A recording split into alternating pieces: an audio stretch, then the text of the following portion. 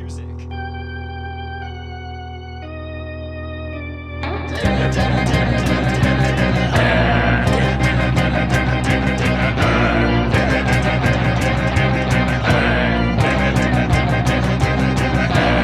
Party's not a party, he's a man who fights crime. And we're gonna watch him fight for a minute at a time. With John and Niall and a guest who doesn't rhyme. It's Bat Minutes!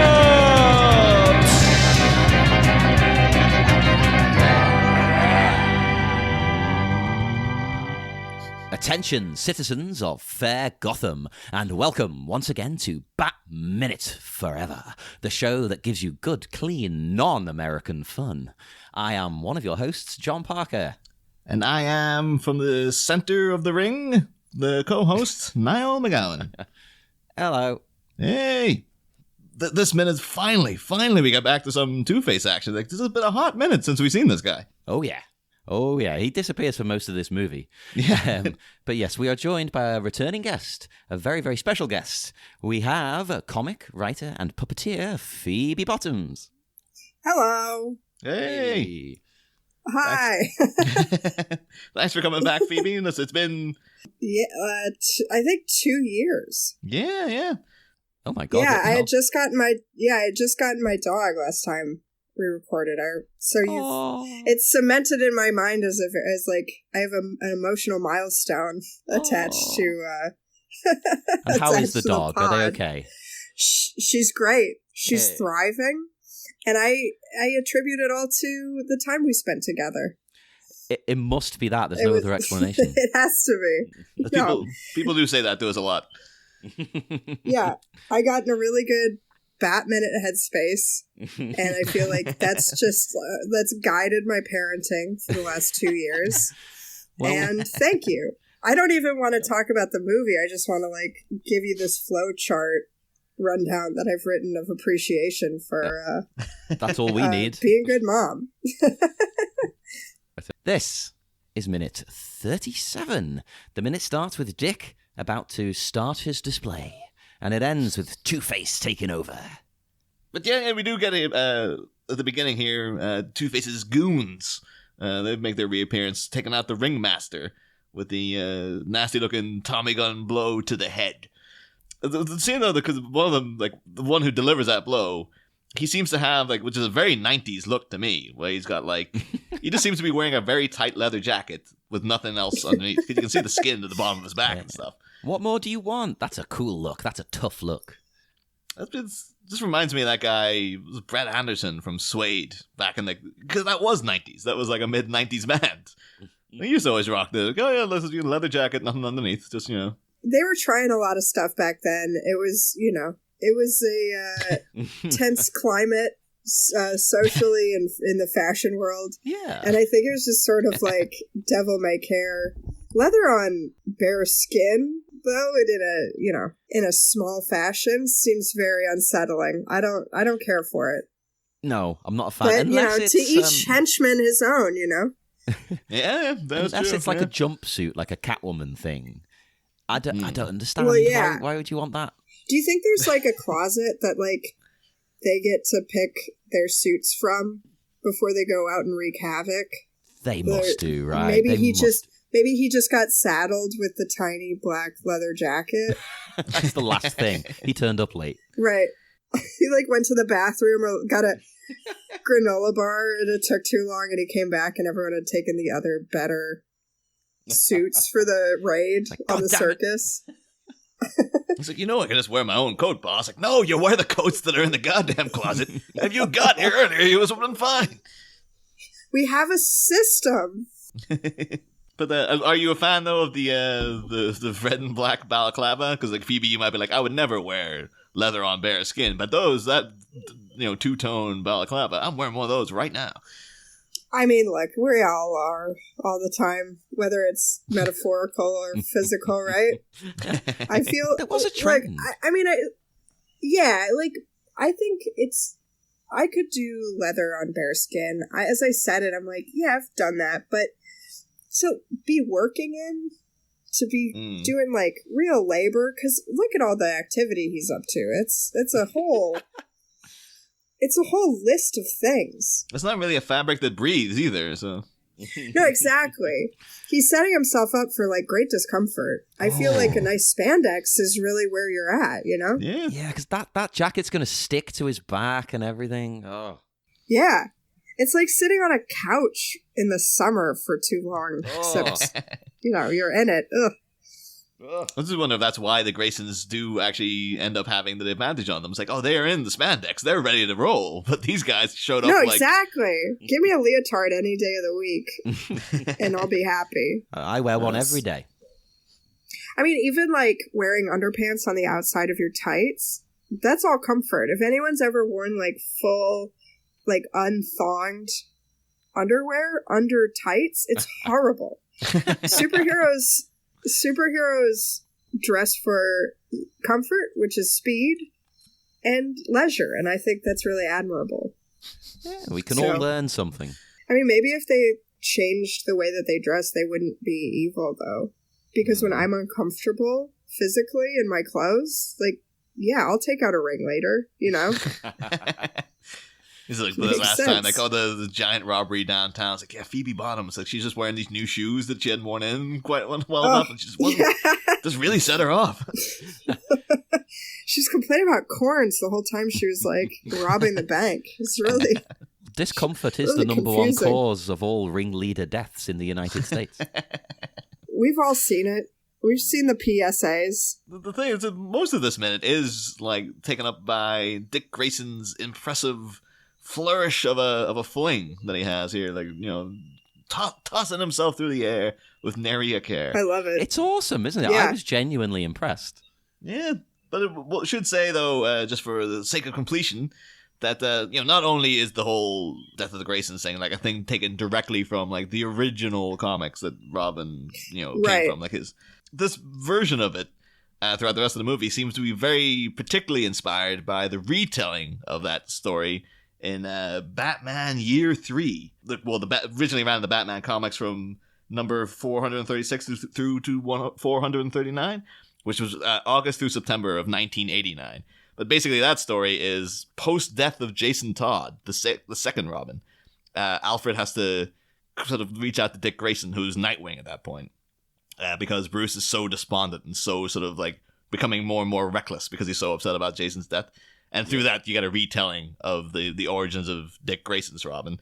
And through that story, you also get your introduction to Tim Drake, who is the third Robin, eventually. But, which one? My husband was just telling me about the one that everyone asked, like, was signed a petition to kill, and it was really horrible. Is that him? Yeah, that was Jason Todd. He gets, like, beaten to death by the Joker with a crowbar. In front of his mom? Yeah. Oh. Yeah, it's brutal. Like, it's a really brutal scene, but, like, people hated Jason Todd, apparently. Yeah, but then they were, like, upset about him being murdered in such a horrible way. I don't know. The writer's just going like, you want rid of this kid, right? But we're going to get rid of him. Get rid of him in the worst possible way. Yeah, I didn't realize that there was so much really horrific shit in Batman. Oh my Not God, to show my hand and be like, I haven't read any of it, but it's, the thing about the Joker going after, oh Christ, what's his name? Who's the commissioner? Gordon? Like Gordon's daughter, the one that Alan Moore wrote? Jesus Christ. Yeah, Alan Moore. It's a nightmare factory. He's a strange man. It's like, how do children read this? So then I guess it's not for children, so. No. What do I know? You know what I mean? It might not be for children, but I can guarantee you they read it. Oh, yeah, I mean, I read that, the Killing Joke, when I was a kid. Ugh. So, anyway, there you have it. But that version of, you know, Dick Grayson's origin, that has a whole big thing about, like, him getting very angry and wanting to kill the people who killed his parents, et cetera, et cetera. It's kind of very much like, well, you know, like, imagine Joel Schumacher and the screenwriters probably were using that as a nice shorthand because it just came out recently and stuff. Well, recently at that point. But that was also, those issues were written by a guy called Marv Wolfman, who is a person we'll be talking about quite a bit throughout the rest of the show, I'd imagine, because Marv Wolfman, he's the guy who created Tim Drake. He's the guy who created Nightwing. He's the guy, apparently he created Blade for the Marvel universe and stuff, too. Whoa, I didn't know that. Wow. So he's like, yeah, he's someone I imagine we're going to be bringing up quite a bit because he seems to be like a Robin guy. Like if they did a big Robin thing back in the day, Marv Wolfman probably had something to do with it. So I don't know if that upsets me or not. Like that there can be people out there who are Robin people. Yeah, somebody has to make this character work. Yeah. Do they? Well, that's the thing, like Phoebe. Like, what is your opinion of Robin in general? Like, are you a fan of this? Because I know you were a very big fan of Batman Begins, but like, and that's like that's like almost like the complete opposite of this movie. Like, it was almost like that was his mission statement was to be not Batman forever. And that's the real, like, Batman is a cold loner and stuff. So, like, are you into more of that version, or do you mind Robin? Are you in favor of him? So here's the thing. I had a conspiracy theory about... not a conspiracy theory. I should use that term correctly. So I thought that I had picked out the Robin for Batman Begins, and... because I saw it so many times that I think my brain was just churning out ways to, like, get new information. So there's the kid that he sees on the fire escape when he leaves that apartment. I don't know why anyone else would know what I'm talking about. Do you know what I mean? Joffrey from Game of Thrones, that kid. Yeah. Is he really? Yeah, that's the kid who went on to play Joffrey. He's Irish, too. That's why I know him. It's just like, it's crazy. I like the way you say that you know him. Do you? So, well, I don't know him personally, but if there's an Irish person who has any, like, monochrome of fame, you're like, oh, I see you, kid. I'll keep an eye on you. So I thought he was going to be Robin. Like, there was such a intense, tiny moment between the two of them. I was like, well, if that's where the story goes, maybe. Just maybe, we're looking at the future little sidekick. And I love a sidekick. I really do. So I like Robin. I like in theory that Batman has a little friend. I also didn't realize that in that era there were so many old men who had little boy friends. That my husband pointed out, he's like, yeah, kind of for a while in sort of the Back to the Future era. Yeah. All these superheroes and all these, like, men were just hanging out with these young kids. And that was sort of the friendship pairing for a while. And it was never upsetting or creepy, but, like, there was really no explanation as to why everyone was hanging out with kids. But looking back at it now, it's kind of weird. Yeah, right? It's definitely, I don't know who it's for. Like, if it was to make kids feel more adult, or if it was to make that's what it was. He was like, it was to make the adults seem more, like, youthful and have a connection to the readers because they were, like, they had an audience agent, which is also odd. Like, I don't know. I was getting a vision of, like, Batman as, like, Steve Buscemi in that 30 Rock scene of coming in like, hello, fellow kids. I'm still one of you, right? Right. Yeah, so instead of doing that, they just, like, you know, slap a teammate on there who's, you know, just out of high school or whatever. And he's always late. Maybe he's a little disheveled. I don't know. Anyway, so that's that. That Robin. Doesn't answer your question at all. I like Robin. I'm fine with Robin. What's your opinion, though? Like, again, this is a recurring thing. Like we had in season 1. You might recall. Our question was that I was surprised to find out in season 1 that a lot of people did not regard Jack Nicholson as like as a sexy guy. Where I thought that he was always supposed to be like this really, like, you know, charismatic, sexy guy. But I can never forget. My eyes have been opened this season, though, to find out that apparently back in the day, everybody was all about Chris O'Donnell, which was news to me, really. So, like, were you ever a Chris O'Donnell stan, or? I wasn't. Again, my husband, who it sounds like should just be the guest on the podcast because I'm just siphoning information through. But I was watching The Minute, and he was like, Chris O'Donnell. And I go, what does that mean? He's like, America tried to love him, and it just didn't work. They tried to shove him down our throats with this career, and kind of nobody wanted him. Oh. He did a couple they more wanted his things, body. and then he well, yeah, but his career just like petered out so quickly. What was the other movie he was in before this? The Scent of a Woman was his big one. With the, yes, the that's Al right. Pacino That's blind right. guy one. Another instance of an older guy hanging out with a little kid. Sure, yeah. No, but It's a disturbing trend. in a this. it's a different kind of situation, but anyway, yeah, so I hadn't known about him until, a couple days ago. So I guess retroactively, I got no problem with him. I feel bad for him if that's an opinion. And he is attractive, so I I'll can give imagine him that. that's literally the last thing Chris O'Donnell would want to hear. It's just like, retroactively, I have no problem with him, and I feel kind of bad for him. It's just like, He's landed on his feet eventually, hasn't he? He's got a show. Which one's he in? He's in like Really? an NCIS or. oh yeah, he's NCIS LA is Chris O'Donnell's show. So But it took he's long got enough. He's got an acronym career.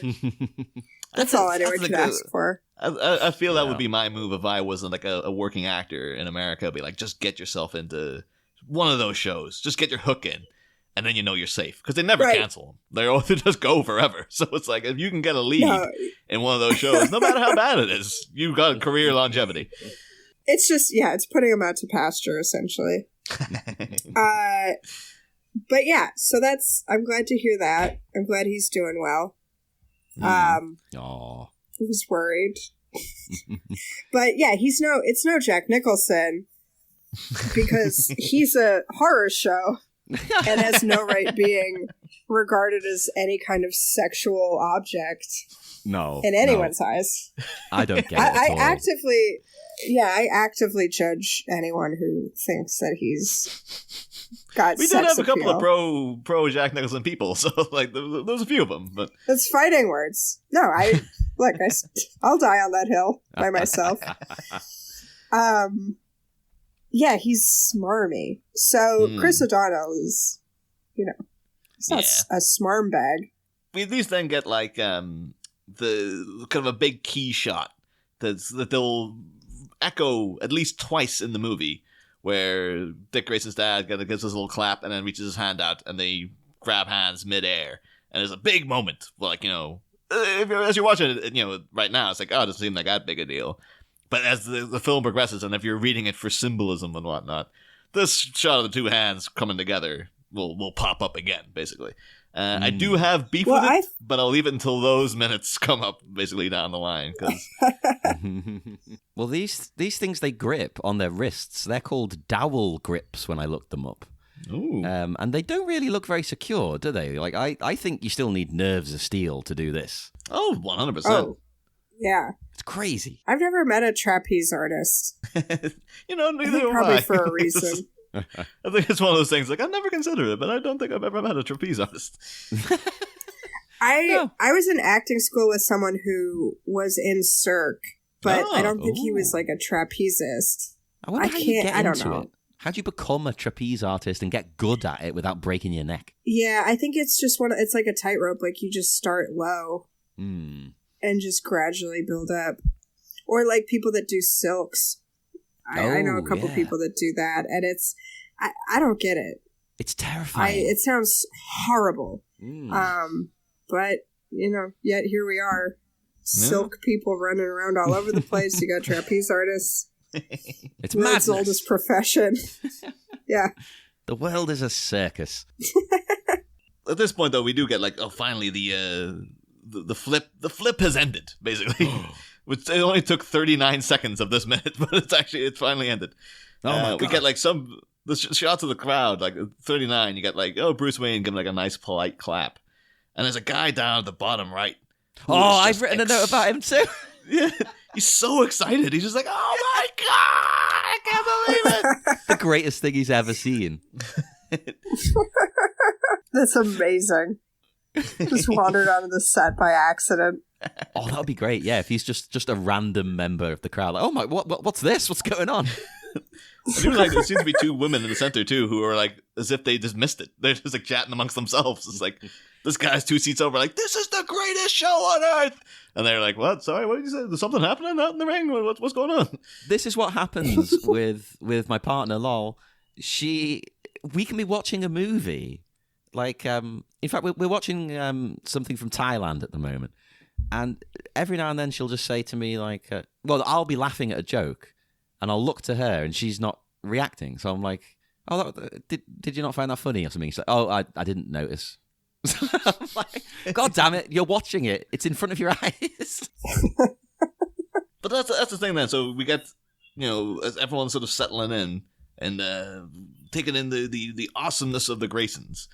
It turns out that Two-Face has somehow snuck out into the center of the ring without anybody really noticing. Yeah, he's a hard duck to miss. Yeah. And even more baffling news, like, he's surrounded entirely, like, by an entire circle of people in this ring-centered stage. There's are the people on the bad side of him not going like, that's Two-Face? Like, it seems like everyone reacts once he turns around. Because they're like, oh my god, it was Two-Face the whole time. Once he turns to camera. Yeah, but the people on the other side of them are going to be like, is that Two-Face? Like, I know we're only seeing the scarred side of his face. Maybe he's all scarred on the other side. Maybe he's just a really, really ugly guy. I don't know. Aw. I do like, though, how it takes a second to realize what's up. Like, all these people, in movies, people act too quickly, usually. Like, they'll instantly, oh, yeah. But in real life, you kind of don't notice things, and you convince yourself it's not happening. So they're probably like sitting there going, "That's not Two-Face. That's just he's got weird makeup. It's the lighting. I don't know." Well, it's a circus too. I mean, I guess if you're gonna hide in plain sight anywhere as Two-Face, it's at a circus. Yeah, right? That's true. Oh yeah. I mean, it seems like it's not a bank robbery where you're like, oh, that's that guy from the news. You're just kind of expecting to see some kind of malady somewhere. So, smart move you get on weird his part. stuff at the circus. It's fine, yeah. I just like the idea that people are like sitting while he's doing this whole of absolute chaos and true justice, and people are still going like boring, like bring on the acrobats again. They were great. They do the same thing over and over again. More of those guys. I have a question as well about Two-Face himself. Do regular folk who are here and just out and about in Gotham, do they know who he is? Yeah, they're bound to. Like, he was the guy who did that big bank robbery and drove a helicopter in the face of the Statue of Gotham and stuff. Do you know everybody who's committed a bank robbery in, like, Liverpool or... I'm pretty sure, though, if they drove a helicopter into the national or the city monuments, you'd be like, oh, yeah, I heard about that guy. But, well, and also, do they know it's Harvey Dent? No. Well, that's the thing. Like, they could be like, oh, he's some crazy guy with half a face. Or maybe they're sitting like in the audience going like, this is a bit insensitive that like, this guy's painted half his face when he's clearly when we know Two-Faces out and around. Well, exactly. Do they think Harvey died and this is a coincidence? It is also like, why do they have any special events in Gotham? Because it's like every time, like it's like when honestly. I think last time you were on, Phoebe, it was during the bicentennial parade that the Joker had with the licorice all sorts. Yeah, it comes popping out of a box.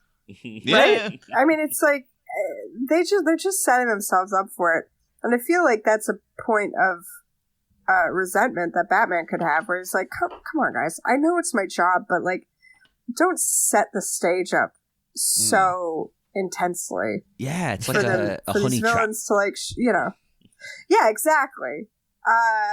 And there's so many character villains wandering around this town all the time too. Give them less spectacle. Clearly they value spectacle above all else. Make it a little less appealing. But yeah, that's the thing though, Phoebe. Like this, wanted to make sure to get you on for a Tommy Lee Jones minute, because I knew from your previous appearances on Joseph Scrimshaw's show, Obsessed, that you are in fact obsessed with Lonesome Dove, the novel. Which of course was like very famously then adapted into like a miniseries with Tommy Lee Jones and Robert Duvall. He's my boy. I love him so much.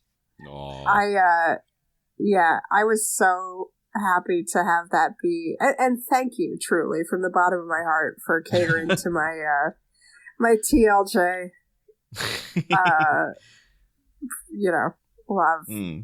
Like, are you like, will you actively seek out Tommy Lee Jones in movies and stuff if you know he's like, oh, I hear Tommy Lee Jones is in this? Oh, 100%. And I'm sure that I mentioned this on the other podcast, but like, if I'm not expecting to see him and he shows up, it is the best part of my year.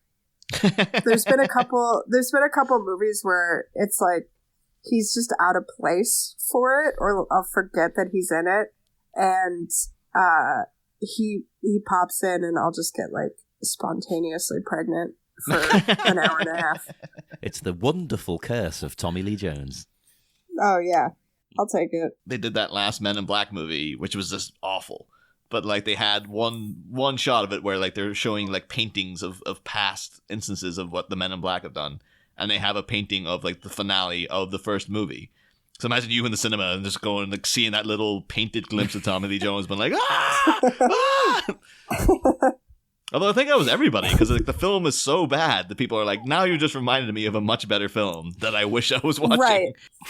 Aww. I think that's sort of his career, though, is lending credibility to things that have no right being credible. Well, except though, kind of in Batman Forever, where he's just like, he's just goofballing totally up. I love his goofballing around, though. It does work.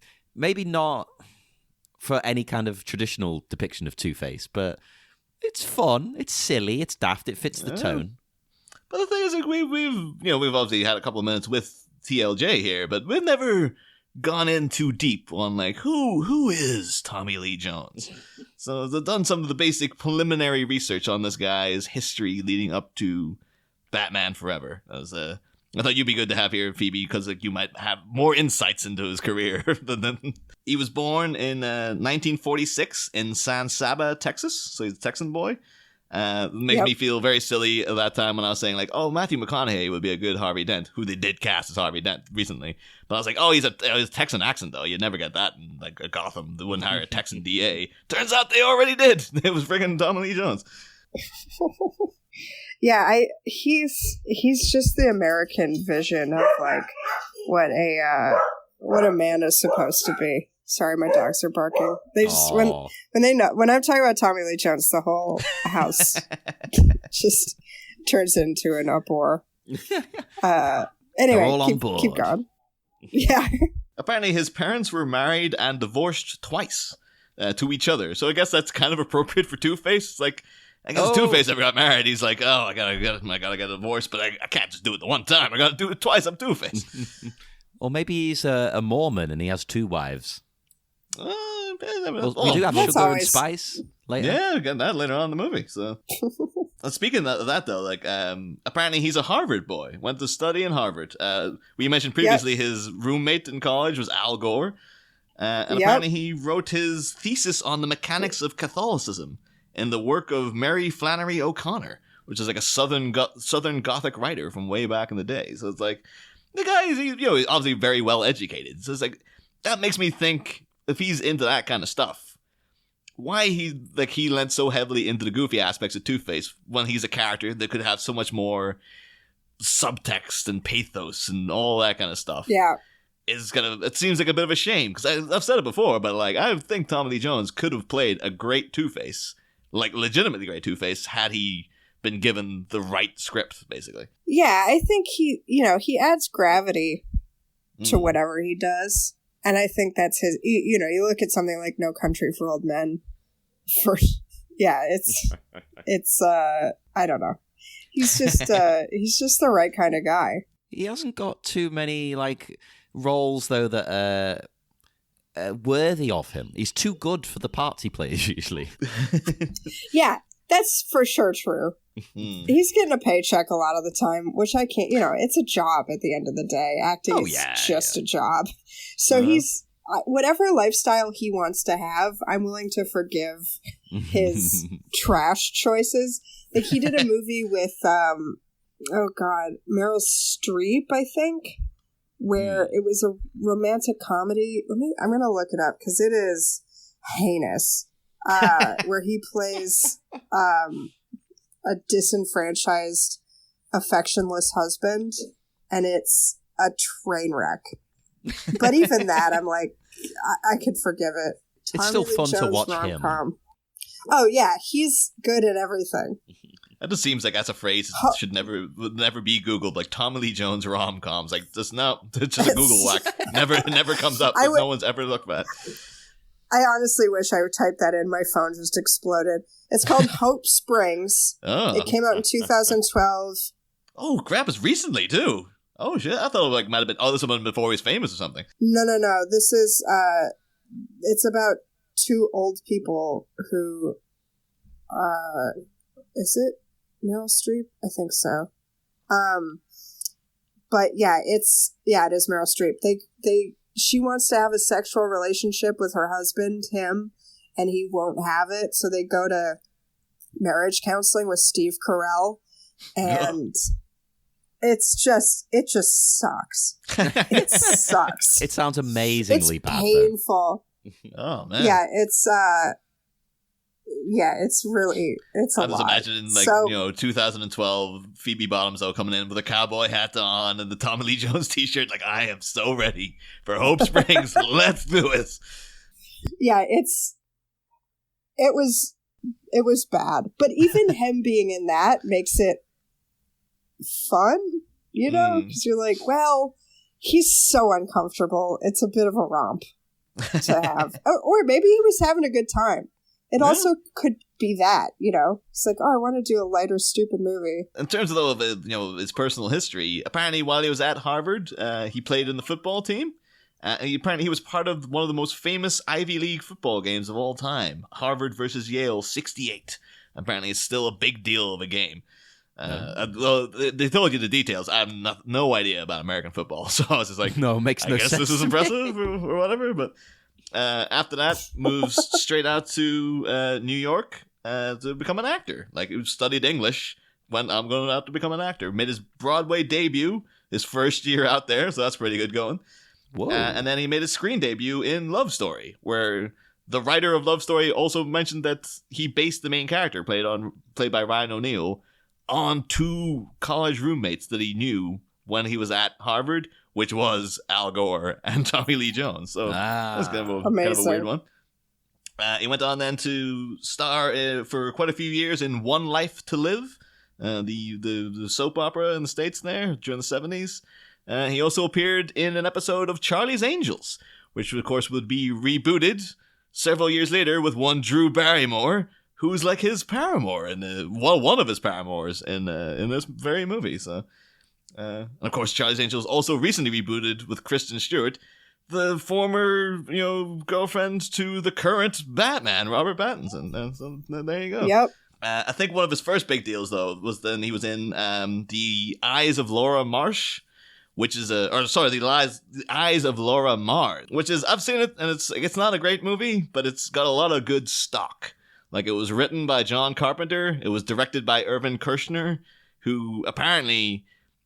that was the reason he was chosen to direct The Empire Strikes Back, was his work on The Eyes of Laura Mars. And it's got a couple of kind of big people in it. It's one of those weird ones where... it was also produced by John Peters and co-stars Renee Auberjonois, who's of course in this movie as well. Yeah. It's weird to watch it now because it's like a murder mystery where like Faye Dunaway has... she can see visions... of a killer, like she can see through the killer's eyes, and there's a whole murder mystery. Who's the killer going to turn out to be? And because it's like late 70s, Brad Dourif is a random co-star, so the whole time you're just like, it's obviously going to be Brad Dourif. Of course it's Brad Dourif. They don't know in Hollywood at this point that Brad Dourif is Brad Dourif and how obvious it's going to be that Brad Dourif is the killer. And shockingly enough, he's not the killer. Tommy Lee Jones is the killer. It's like, holy crap, they actually got me. Good twist. Yeah, that's Hollywood for you. But the thing is, it's like a couple of years after One Flew Over the Cuckoo's Nest. Like, if they put in Brad Dourif like a blatant red herring, like, of course it's going to be this creepy guy, right? This is before he even played Chucky or anything. But then I guess they just knew, like, he looks like a creepy asshole. So we're going to make sure everybody thinks it's him. Yeah, that's a very specific career. But, pays Brad Dourif still working, so. But, and then one of the other big things he did was the coal miner's daughter. He played Loretta Lynn's husband in that. Then the weird thing is, though, because like, it's not big hits in the 70s. It's all kind of like, little random bit parts and stuff. Throughout the 80s, the same kind of deal. Like, he won an Emmy in 83 for the Executioner's Song, which is based on a Norman Mailer book. And then in 89, it's, Lonesome Dove. It was like this was kind of like the thing that began to launch him into public consciousness. It was like, I did this big budget adaptation of Lonesome Dove. And from that, then he went on to do like JFK, Under Siege, The Fugitive, The Client, and then Batman Forever. So it's like it's the 90s when Tommy Lee Jones, like crotchety, middle-aged man, suddenly erupts as a major movie star, which is kind of an odd trajectory. Like I always assumed, like, I guess he must have been in stuff in the 70s and whatnot, but he wasn't really. Like he only kind of became more prominent as he got older. When was Men in Black? 97. Things like 2 years after this. Yeah. So this is his beginning into. Well, he was always, The Fugitive, I think he's always been seen as, like, crotchety, serious guy, but I love that he transitioned into being in these, like, big-budget, goofy movies as that same character actor. Yeah. I don't know, I love it. I think he's made some really fun choices along the way. You can take that character of Tommy Lee Jones, so to speak, and transplant that into a lot of different genres. I think it'd work. Well, of course, we know he's got a place in your heart forever, Phoebe. So like he's there's a Tommy Lee Jones shaped hole in there that I have to get medically looked at, but I love that it's there. I will say, like, we've not got him on the show yet, but we do have an upcoming guest who apparently has met Tommy Lee Jones. Apparently when he was a bag boy working in LA, he took his groceries to his car for him.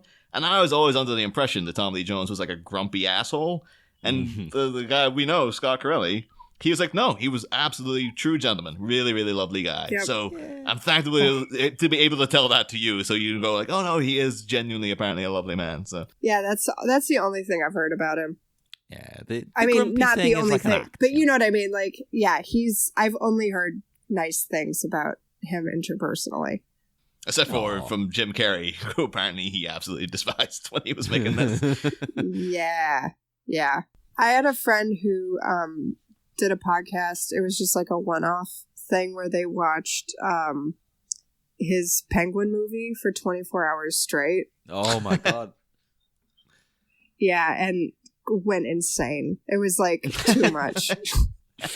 That sounds like a wonderful, way of following somebody's descent into madness. That's one of those things, though, because Mr. Popper's Penguins is like, everything about it seems so terrible, but it's like that's the guy who made Mean Girls. And it's like, holy f***, he's like, what a step down. And he's also like the brother of the guy who wrote Heathers and stuff. It's like, they must have known this was an absolute turd. Like, what the hell are they doing making this thing? But like, I don't know. We just figured penguins sell, man. Like the Jim Carrey and some penguins. Go. There you go. You're done. Yeah, people just make such trash. I love it. I love those like completely workman dips in people's career where you're like, yeah, you just got to do it. I mean, maybe it's just as an actor, it's nice to know that like people you respect can just make mistakes sometimes. Yeah. But I wouldn't even class it as a mistake, though. No, but, like Mean Girls, Mr. Popper's Penguins, those are different planes of quality. Yeah, if you want to make a fun, silly kids movie about penguins, that's fine. That's fair. It's a good book, too. I'll give it that. I think, for this minute, I think I'm noted out. Like, you guys, do you have anything else about this particular minute you want to bring up? Or should we move on to the next? I've got one other thing. Basically, he has a line here where he wants everybody to forget about good, clean American fun and join him in a celebration of absolute chaos and true justice. And I had to actually look at the script Because every time I played it, I thought he said, join him in a celebration of abstinence, chaos, and true justice.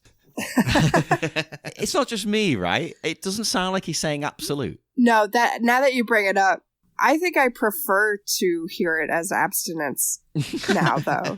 A celebration So of I don't abstinence. know.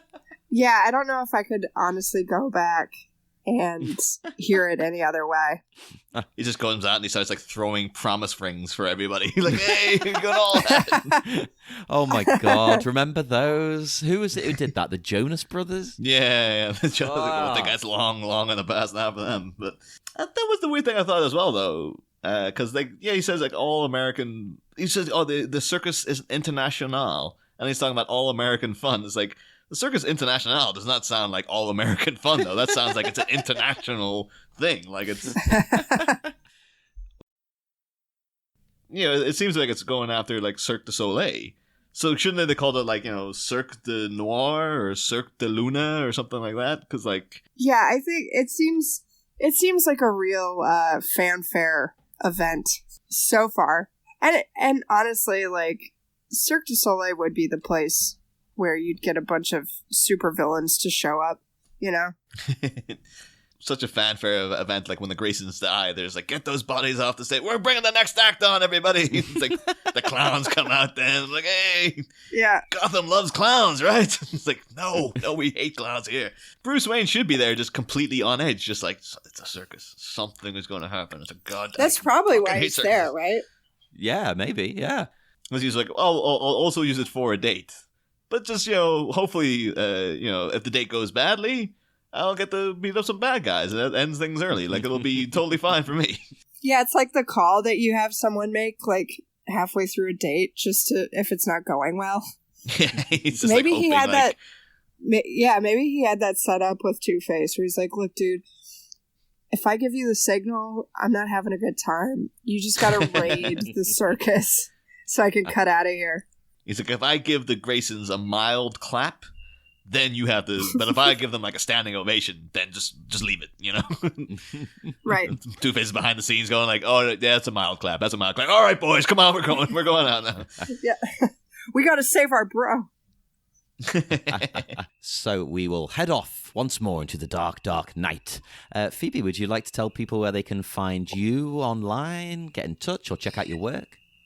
Sure thing. I would say Instagram is typically my most checked and maintained platform. That's just Phoebe Bottoms, and that's where all of my information lies. Show promotions. I'm if anyone's in New York City, the third Tuesday of every month, I have a show there at a club, and other than that, just bipping and bopping around.